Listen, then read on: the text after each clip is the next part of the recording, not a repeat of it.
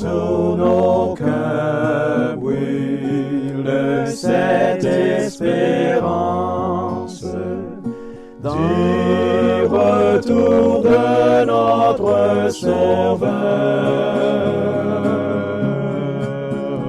Différents faits divers nous interpellent et nous incitent à la réflexion.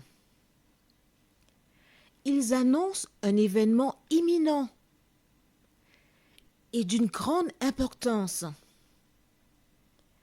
Mais comment l'analyser? En écoutant Jean-Claude qui, à la lumière de la Bible, t'accompagnera et te permettra d'être prête, d'être prêt pour le retour de Jésus. Note que les éditions spéciales sont disponibles sur YouTube. Quelle est la réponse 2? Le 2, c'est le chiffre. Je te salue fraternellement en Jésus-Christ, le Sauveur du monde. C'est Jean-Claude qui partage avec toi cette nouvelle série qui s'intitule « Découvrir la vérité ». C'est avec joie et bonheur que Marco et Jean-Claude, nous sommes là, envoyés par l'Éternel. Pourquoi? Non pas pour meubler ton temps, mais partager avec toi les paroles de la vie. Juste avant la prière, nous verrons aujourd'hui tous ces événements. Prions. Seigneur, merci. Merci pour ta présence. Merci pour ton amour. Merci pour les expériences des autres qui sont là pour nous servir.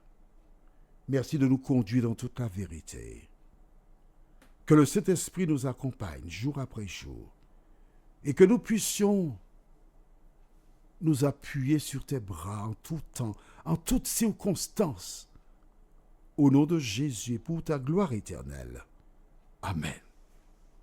Rappelle-toi, nous avons vu ensemble précédemment comment l'Éternel avait fait une promesse à Jacob en lui disant « Je serai avec toi, je veillerai sur toi, je te protégerai, je te conduirai là où c'est nécessaire. » Et Jacob, en retour, avait fait une promesse à l'Éternel.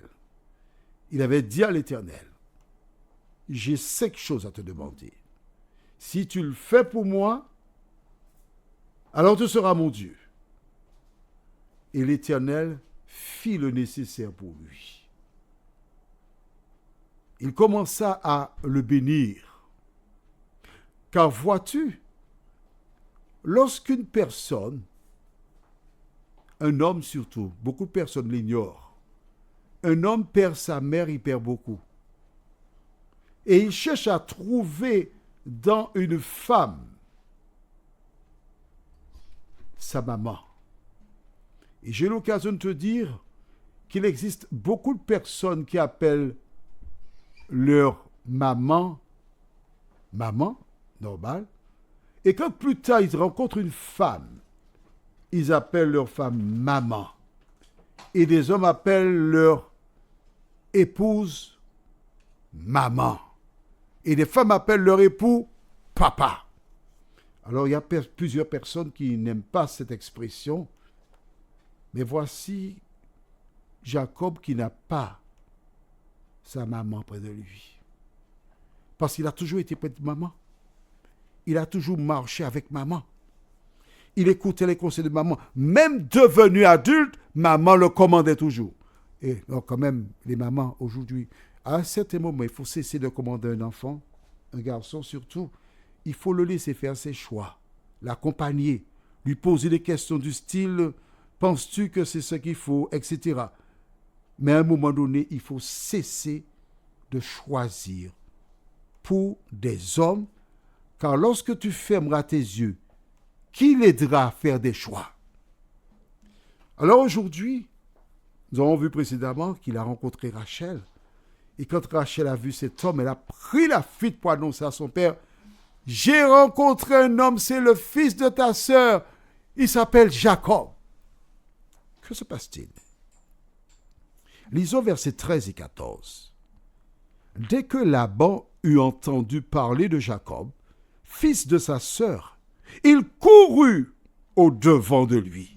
Il l'embrassa et le baisa, et il le fit venir dans sa maison. Jacob raconta à Laban toutes ces choses. Et Laban lui dit, « Certainement tu es mon os et ma chair. » Aïe, aïe, aïe. C'est intéressant. Tu as noté? Certainement, tu es mon os et ma chair. Alors, pourquoi a-t-il tenu ce langage? Lorsque Laban a vu son neveu, le fils de sa sœur, il a embrassé. Alors, tu as bien vu, il embrassa et le baisa, le serré sur son cou, mais il n'a pas fait autre chose qu'embrasser, d'accord? Aujourd'hui, le verbe baiser est utilisé à tort, il arigot. Mais voici donc Jacob qui est content de voir son neveu. Il dit, mais qu'est-ce que tu fais ici tout seul? Raconte-moi ton histoire. Intéressant. Et Jacob raconte à son oncle ce qu'il a fait. Il donne des détails. En fait, à travers son récit, Jacob est en train de confesser son péché. Toi, il faut être fier de ce que tu as fait. Tu as fait quelque chose et tu supportes les conséquences. Elles sont douloureuses, ces conséquences. Et tu n'as aucun pouvoir pour changer les conséquences, justement. C'est pas évident. Mais il raconte. Et quand Jacob a achevé son récit, son oncle Laban lui dit, « Certainement, tu es mon os et ma chair. Ah, je reconnais à travers ton récit ce que je ferai, parce que nous sommes une famille de coquins. Ta maman, Rebecca, elle a bien tenu parce que ça fait partie de notre famille. » C'est intéressant, pas vrai? J'ai eu l'occasion de te dire qu'une personne, lorsqu'elle vient au monde, elle récupère des éléments des ancêtres. Et là, Laban n'a aucune difficulté à reconnaître que ce qu'a fait Jacob, ça vient de chez nous. Nous sommes des coquins. Nous sommes des tricheurs. Nous voulons gagner. Et n'oublie pas ce que je te dis. Je reste sur cela un moment. Pourquoi? Parce que dans l'avenir, tu verras bien que Laban est un vrai coquin. Mais Jacob, qui est de sa souche, ne manquera pas de lui renvoyer la monnaie. Il est regrettable que Laban, qui est un adulte, n'ait pas dit à Jacob, ton comportement n'était pas le meilleur. Tu as mal agi. Tu devrais reconnaître ton erreur. Tu devrais présenter tes excuses à ton frère parce que tu n'aurais pas dû te comporter ainsi. Mon ami, quand tu vois ton fils arriver près de la maison avec une moto, il ne travaille pas. Quand tu vois ton enfant arriver avec de l'or à son cou, il ne travaille pas. Tu n'as pas besoin de faire l'université pour savoir d'où cela sort. N'est-ce pas, Marco? Marco, tu n'as pas besoin de passer par l'université pour savoir que ce que l'enfant possède, qu'il l'a obtenu de manière illégale. Que fais-tu? C'est la question que je te pose. Parce que vois-tu, cela s'appelle recel.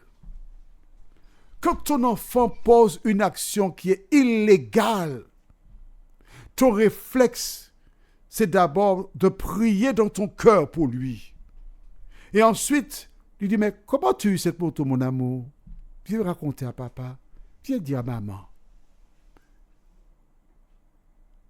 Ton cœur doit être ouvert pour permettre à l'enfant de s'exprimer. Et quand il a achevé son récit, que penses-tu, toi? Est-ce que tu penses que c'est bien d'avoir agi ici? Connais-tu ce proverbe qui dit « Qui vole un œuf, vole un bœuf » ?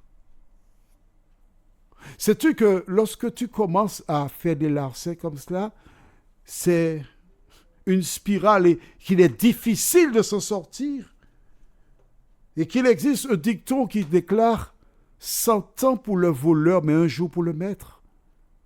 Imagine que l'on vienne t'arrêter, tu as un casier judiciaire. Et quand tu as un casier judiciaire, il y a des activités que tu ne pourras jamais faire.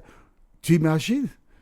Si tu aimes la police ou autre, tu ne pourras jamais être un policier parce que dans ton casier judiciaire, c'est écrit voleur.